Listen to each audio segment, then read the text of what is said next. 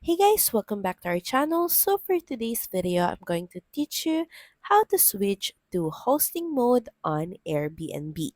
So first, you may want to head over to airbnb.com, and from here you should be able to see a become a host button. All you have to do is click on this, and of course, you have to start creating a host account by filling some details. Start by choosing what would you like to host.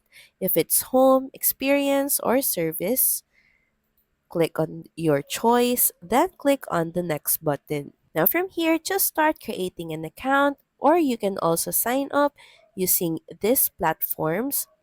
Then once you're done creating your host account, make sure that you're logged into your account. So once you're logged into your Airbnb account, if you're currently on the traveling mode, you should be able to see this button that says switch to hosting, and all you have to do is click on this. And instantly, you will be switched to hosting mode. So that's pretty much it. Thank you very much for watching this video, and I'll see you again on the next one.